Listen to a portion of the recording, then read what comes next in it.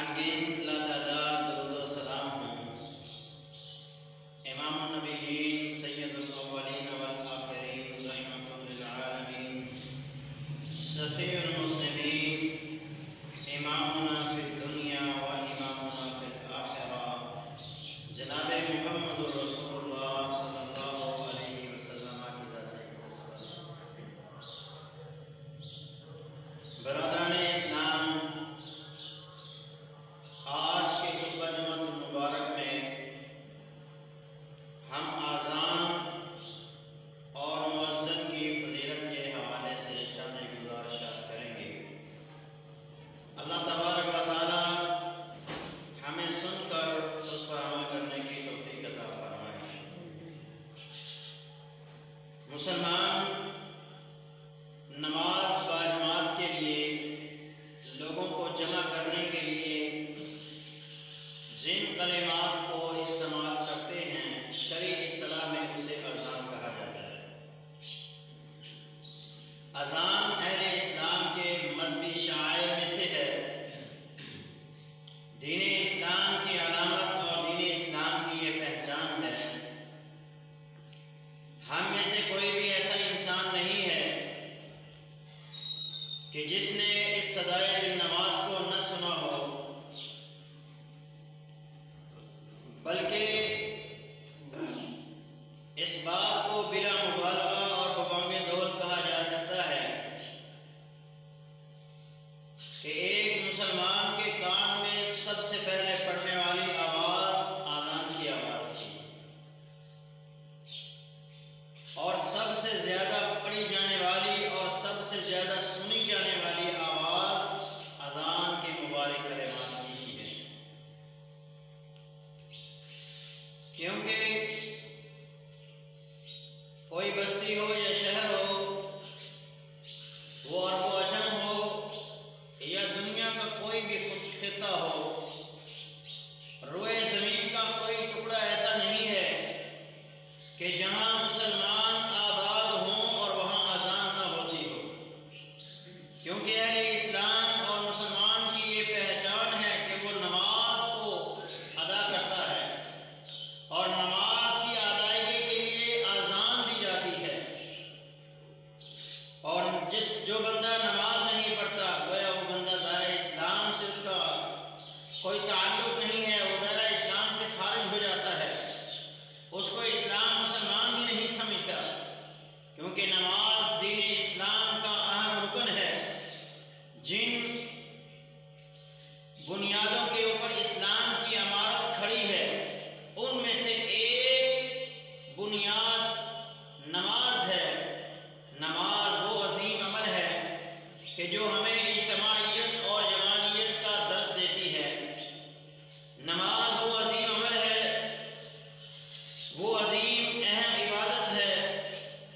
نماز تسلیم و رضا کا ذریعہ ہے، تسلیم و رضا کا خوبصورت انداز ہے۔ نماز اطاعت اور فرما برداری کا حسین و جمیل پیکر ہے۔ اسی طرح اذان نماز باجماعت کی عظیم ترجمان ہے، منفرد اور مخصوص ترجمان۔ اذان اسلامی عقائد کا مختصر تعارف ہے۔ اذان عباد الرحمن کے لیے رحمت الہی کا موجب ہے۔ اذان جس علاقے میں ہو وہ پورا علاقہ امن کا گہوارہ ہے۔ اذان شیاطین کے لیے عذاب اور سزا کا باعث ہے۔ ان سب سے بڑھ کے اذان اسلامی معاشرے کی عکاسی کرتی ہے۔ جس طرح اذان کے کلمات بڑے مبارک اور متبرک ہیں، جس طرح اذان کے کلمات بڑے فضیلت کے حامل ہیں، اسی طرح ان کلمات کو بلند کرنے والا اور ان کلمات کی صدا لگانے والا وہ بھی اس کائنات میں عزت و احترام کا حامل ہے۔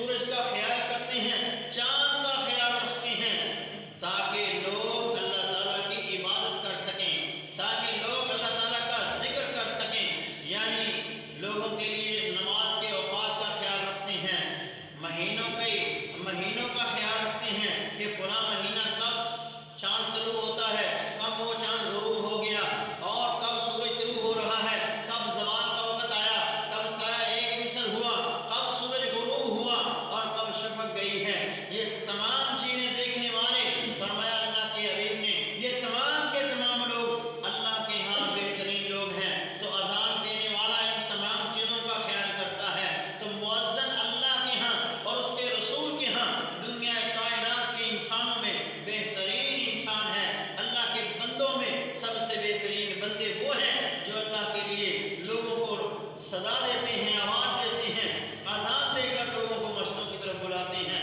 مؤذنین فرشتوں کے امام بن جاتے ہیں۔ نبی علیہ السلام نے فرمایا، حضرت سلمان فارسی رضی اللہ عنہ اس حدیث کے راوی ہیں، فرمایا اذا كان الرجل بأرض قيء، جب آدمی ایسی زمین میں ہو، ایسی جگہ پہ ہو جہاں مسجد نہیں ہے، خالی زمین ہے، چٹیل میدان ہے، جنگل بیابان ہے، کوئی جگہ اسے نظر نہیں آتی کہ وہ وہاں مسجد اسے نظر آئے اور وہ مسجد میں جا کر نماز ادا کرے، فرمایا فحانت الصلاۃ، اب نماز کا وقت ہو گیا، فلیتوضأ، پھر وہ وضو کرتا ہے، فإن لم یجد ماء، اگر وہ وہاں پانی نہیں پاتا، فلیتیمم، پھر وہ تیمم کر لیتا ہے، فإن اقام، صرف اقامت پڑھتا ہے، وصلی، نماز پڑھتا ہے، تو اس کے ساتھ صلی معہ ملکان، اس کے ساتھ صرف 2 فرشتے نماز پڑھتے ہیں۔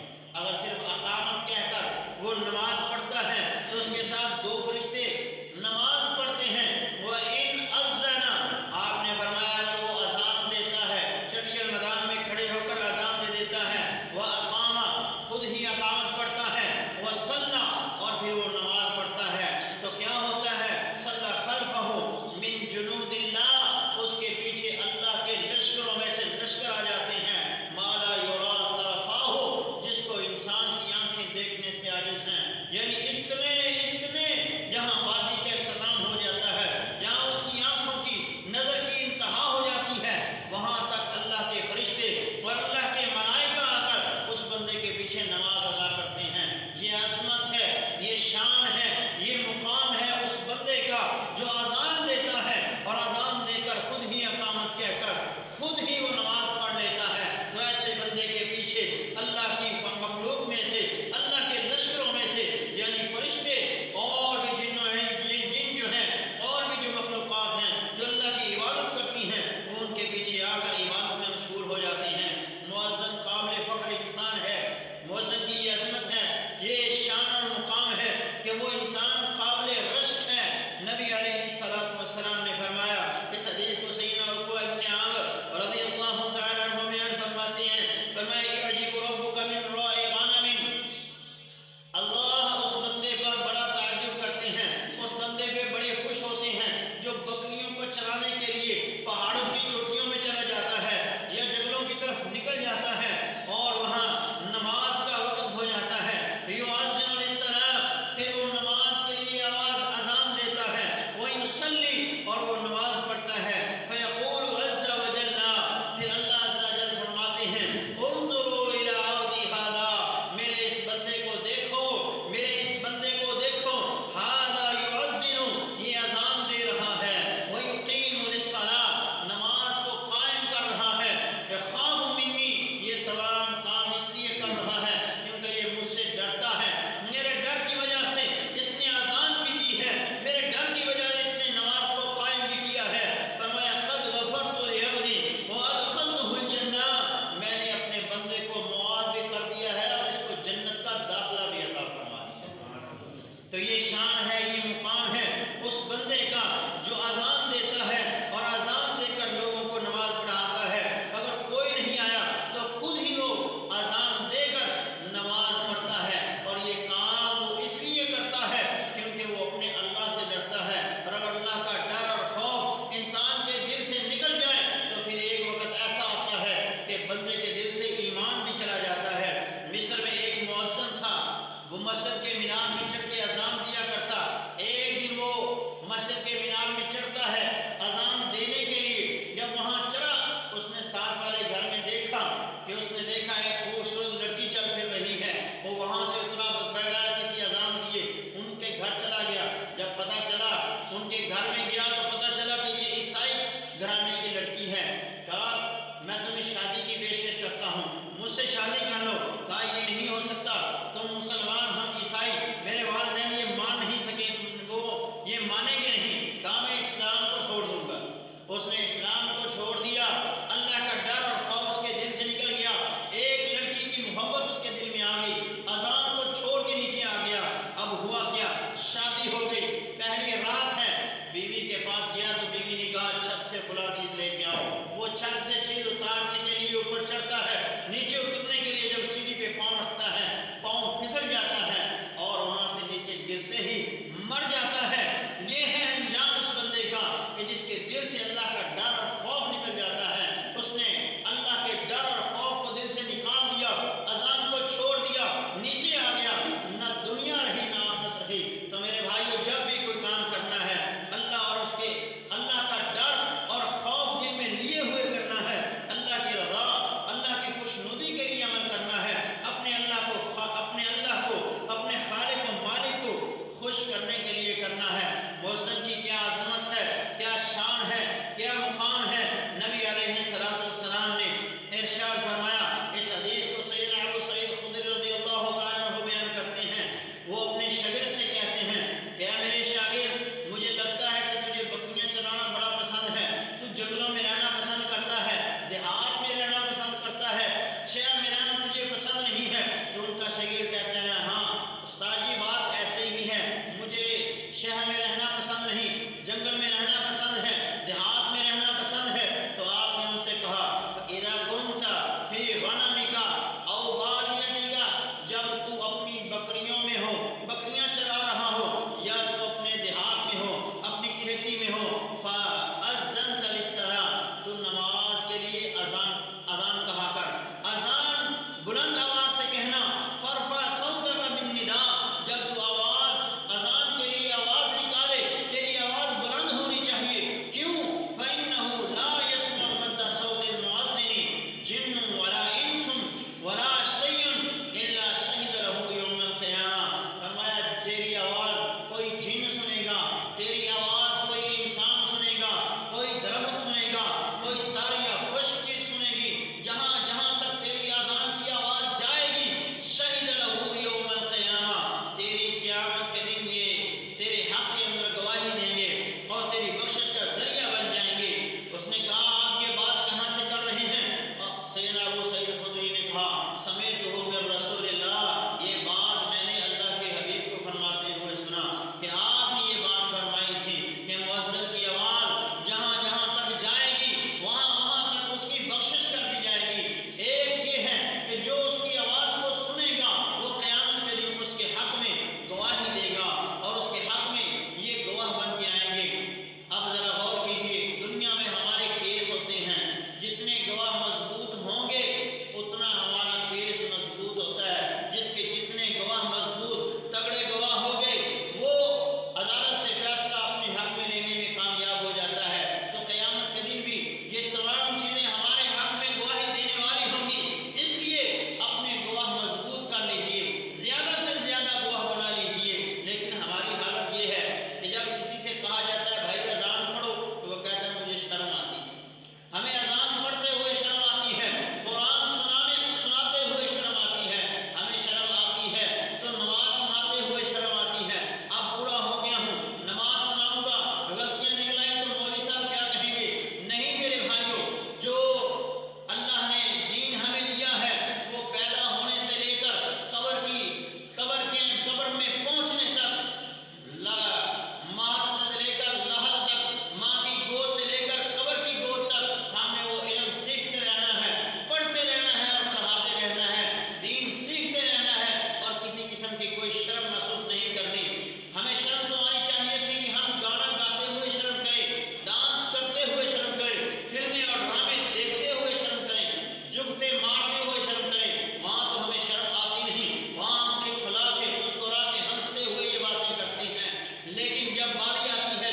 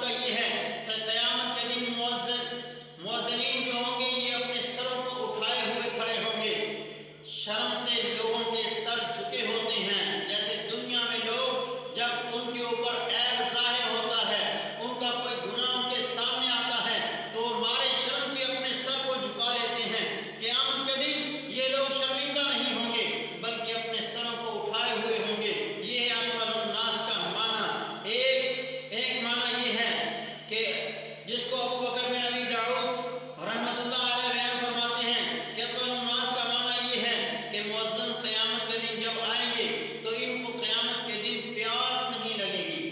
جس طرح آج پیاس لگنے سے ہمارے سر جھک جاتے ہیں، گلے خشک ہونے کی وجہ سے ہمارے سر جھک جاتے ہیں، قیامت کے دن مؤذنین کی گردنیں لمبی ہونے کا مطلب یہ ہے کہ قیامت کے دن کی پیاس انہیں نہیں لگے گی اور انہیں اللہ تبارک و تعالیٰ بغیر حساب جنت کا داخلہ عطا فرمائے گا. ایک معنی یہ بیان کیا گیا ہے. تو یہ اطول الناس کا معنی ہے.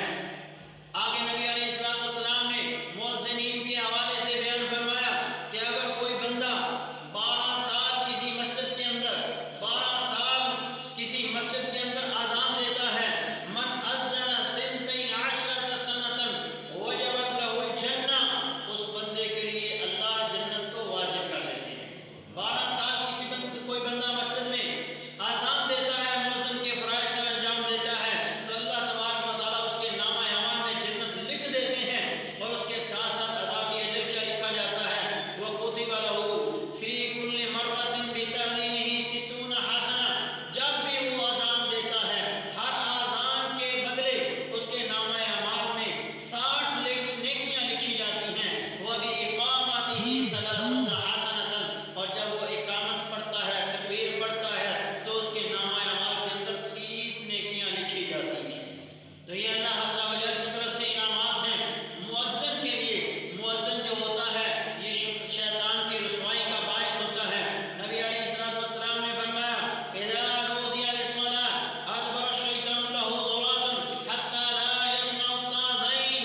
فرمایا جب مؤذن اذان دیتا ہے تو شیطان بھاگتا ہے، شیطان پیٹ پھینک کے بھاگتا ہے اور وہ ہوا خارج کرتے ہوئے بھاگتا جاتا ہے یہاں تک کہ اسے اذان کی آواز آنا بند ہو جاتی ہے. کہاں تک وہ بھاگتا ہے، اس کی دوڑ کہاں تک ہوتی ہے. حضرت جابر رضی اللہ عنہ اس حدیث کی وضاحت کرتے ہیں، ہمارا سمیت النبی صلی اللہ علیہ وسلم، میں نے اللہ کے نبی صلی اللہ علیہ وسلم کو فرماتے ہوئے سنا ان الشیطان اذا سمع النداء بالصلاة، جب شیطان اذان کے لیے آواز سنتا ہے، اذان کی آواز سنتا ہے کہ نماز کے لیے منادی کی جا رہی ہے، ذهب دوڑ لگا دیتا ہے حتی یکون مکان الروحاء، یہاں تک کہ وہ مقام روحاء تک پہنچ جاتا ہے.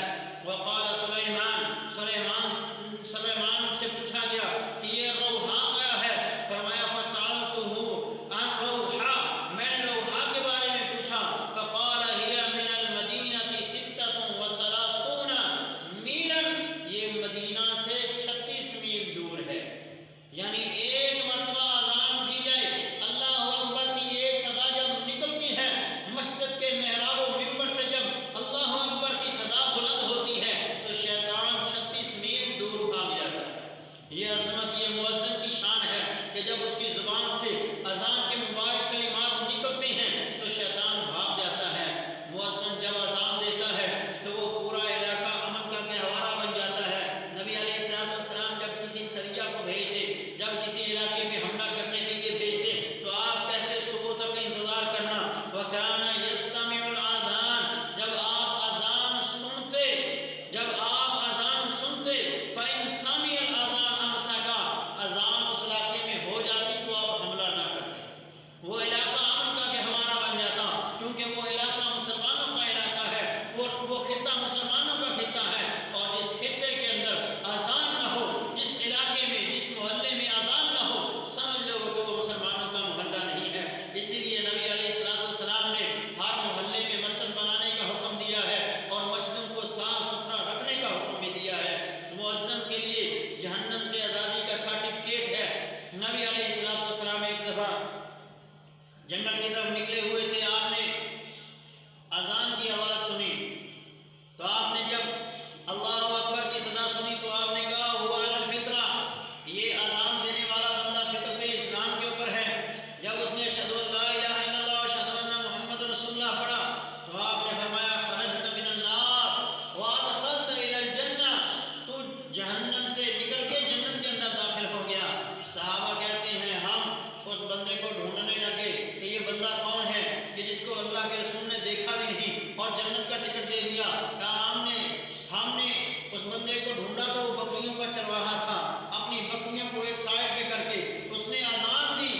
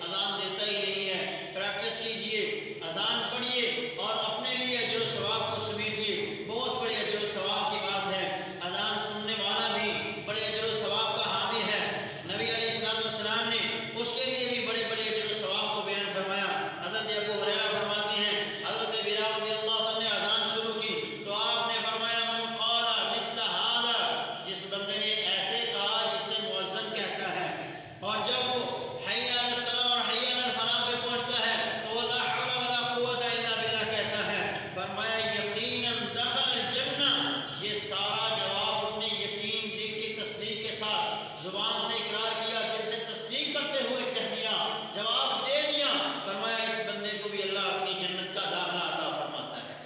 تو اس لیے جب اذان ہو تو خاموشی سے اذان کو سنا جائے، اور جیسے جیسے مؤذن کہتا ہے ویسے ویسے اس کا جواب دیا جائے۔ آگے نبی علیہ الصلوۃ والسلام نے اذان کو سننے کے بعد سننے والے اور جو سن کر جواب دیتا ہے اس کے اجر و ثواب کو بیان کیا تو کہا، مؤذن جب اذان کہتا ہے اور سننے والا اس کا جواب دیتا ہے تو بعد میں جو پڑھتا ہے رضیت باللہ ربا وبمحمد رسولا وبالاسلام دینا غفر له ذنبه، اس کے اللہ سارے گناہوں کو معاف کروا دیتے ہیں۔ شفاعت کا حقدار اس بندے کو اللہ کے نبی نے ٹھہرایا۔